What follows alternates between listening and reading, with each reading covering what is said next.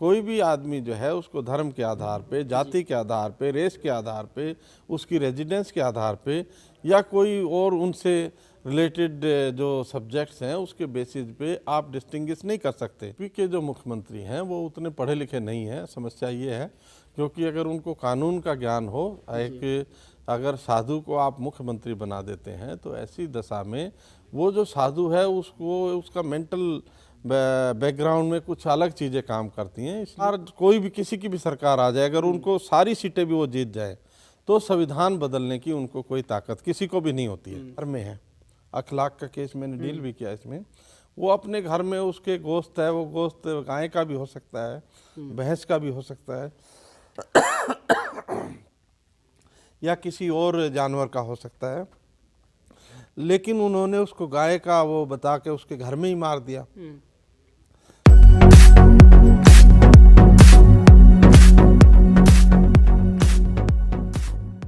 नमस्कार, मैं सुशील कुमार। हम दिल्ली में इंडिया इंटरनेशनल सेंटर में मौजूद हैं और एक ऐसे वक्त में जब देश में सीए, एनआरसी को लेकर के विवाद होता है, राष्ट्रीयता पर, नागरिकता पर जो है सवाल खड़े किए जाते हैं, एक कंट्रोवर्सी जो है देश में पैदा की जाती है। तब ऐसे समय में एक बुक आती है जिसका नाम है citizenship right and constitutional limitation, और इस किताब को लिखा है सर हैं डॉक्टर के.एस. चौहान, जो सुप्रीम कोर्ट में सीनियर एडवोकेट हैं। सर ने ये बुक लिखी है। आज इस बुक को जो है यहाँ पर लॉन्च किया गया।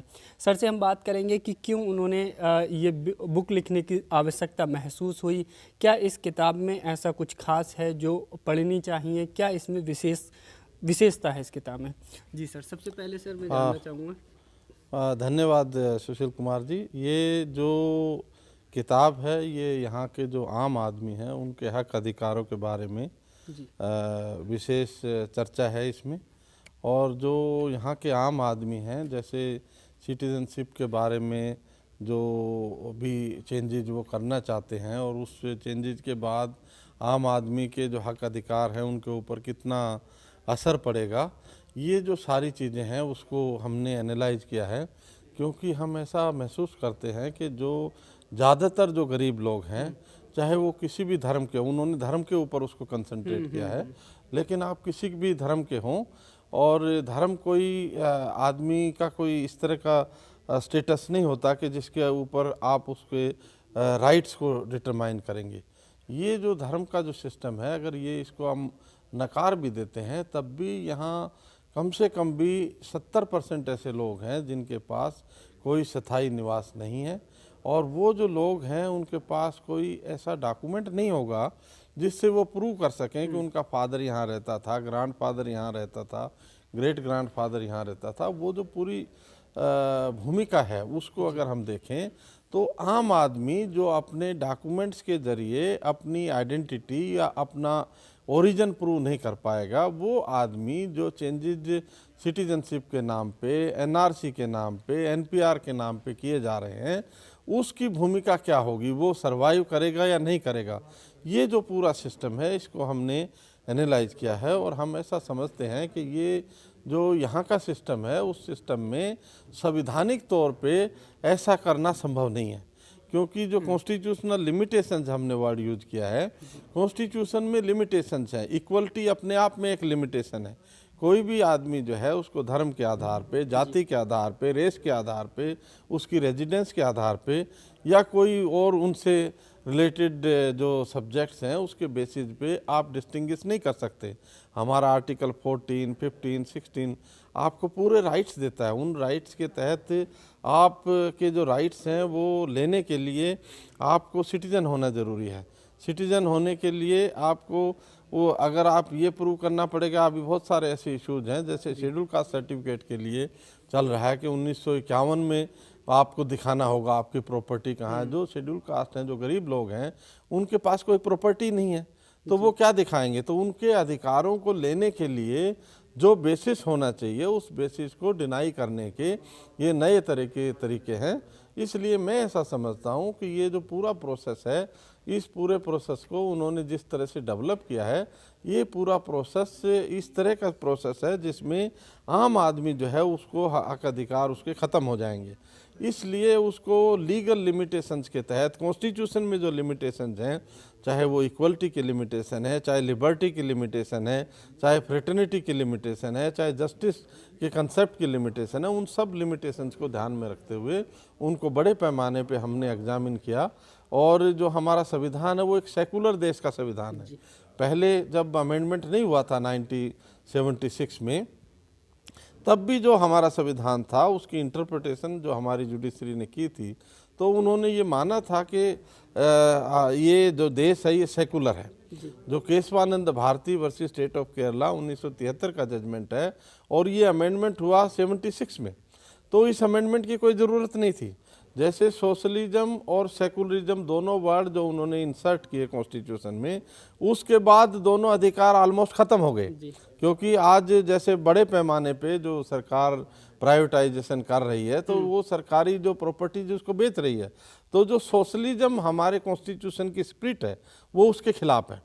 और इसी तरह जो सेकुलरिज्म जो है, आप रिलीजन के आधार पे कोई किसी को बेनिफिट भी नहीं दे सकते, कोई कुछ डिनाई भी नहीं कर सकते। वो सारा एस्पेक्ट हमने इसको डिटेल्ड एग्जामिन किया है। यूपी के मुख्यमंत्री का अभी आपने कुछ दिनों पहले बयान देखा होगा, सुना होगा। वो कह रहे हैं कि जो भारतीय संस्कृति है वो विश्व स्तर पर फैलाने के लिए सेकुलरिज्म जो है वो खतरा है।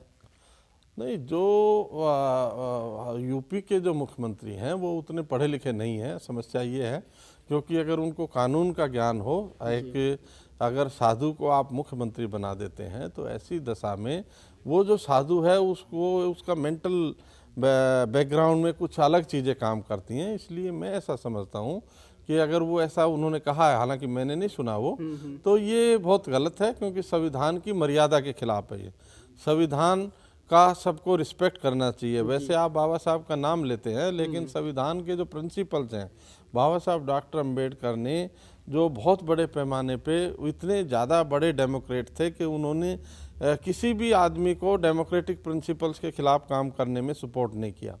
तो इसलिए उनका जो विचार है, उनका जो भी कार्य करने का तरीका है, उसको नकारने का एक तरीका मैं ये समझ सकता हूँ। और मुझे नहीं लगता कि पहले जो संस्कृति थी वो कोई अच्छी थी, उसमें कुछ दिखाने की चीज़ नहीं है। उसमें तो केवल गंदगी है, जातिवाद की गंदगी है, अनटचेबिलिटी है, बहुत सारी चीज़ें हैं। तो वो ऐसी चीज़ें नहीं है जिसको हम दिखा सकें, वो प्रोपोगेट कर सकें, उस पर गर्व कर सकें। उसमें कोई गर्व करने वाली चीज़ नहीं है। इसलिए मुझे लगता है कि ये कोई गर्व का सब्जेक्ट नहीं है। और अगर अंग्रेज नहीं आते तो हम जंगली आदमी थे। मुझे लगता है अंग्रेज़ों ने हमें एक आदमी या एक ह्यूमन बीइंग की जो संज्ञा है वो हमें दी। हमारे लोगों की स्थिति उससे इम्प्रूव हुई, और जो इसमें रूल कर रहे हैं उनको भी उससे अंग्रेज़ों के आने से बेनिफिट हुआ। सीए को लेकर के आपने देखा कि पिछले साल एक लंबा आंदोलन चला देश में, लेकिन सरकार ने अपना फैसला वापस नहीं लिया। एनआरसी की भी बात होती रही उसमें, और अब फिर जो है असम में दोबारा से भी करने की बात की जा रही है।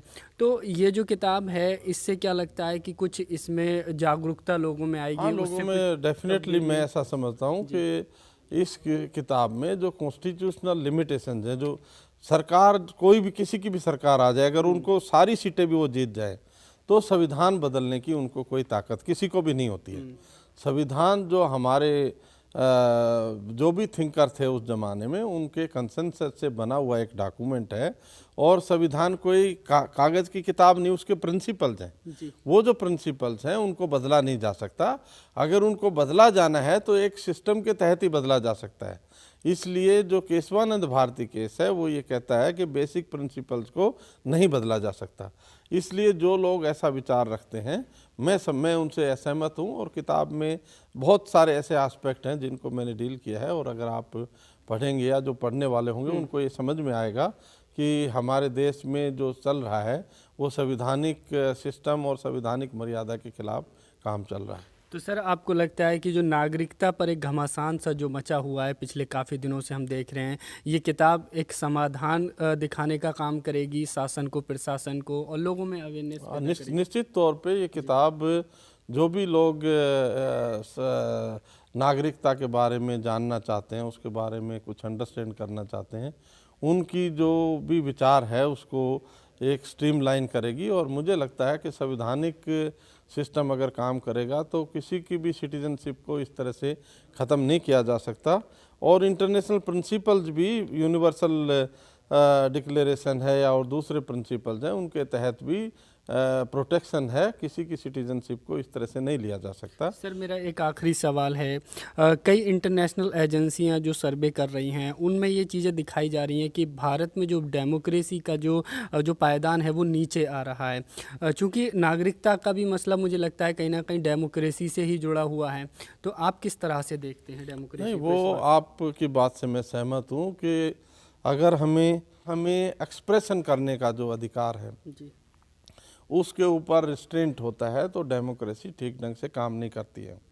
और हमारे यहाँ ऐसा हम देख रहे हैं, एक आदमी अपने घर में है, अखलाक का केस मैंने डील भी किया इसमें, वो अपने घर में उसके गोश्त है, वो गोश्त गाय का भी हो सकता है, भैंस का भी हो सकता है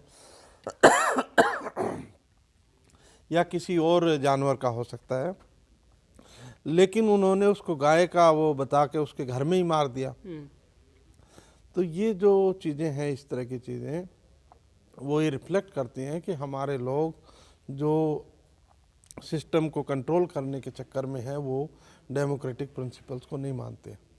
चलिए सर, थैंक यू सर। ये थे हमारे साथ में डॉक्टर के.एस. चौहान जी, जिन्होंने ये किताब लिखी है। तो मुझे लगता है कि जो भी लोग इस किताब को पढ़ेंगे तो नागरिकता को लेकर के जो भ्रांतियां हैं या सरकार किस तरह से काम कर रही है नागरिकता को लेकर के डेमोक्रेसी में, उन पर बहुत सारी जो है जानकारी और बहुत सारी भ्रांतियां जो हैं वो स्पष्ट हो पाएंगी। वीडियो जर्नलिस्ट नासिर के साथ सुशील कुमार, दिल्ली।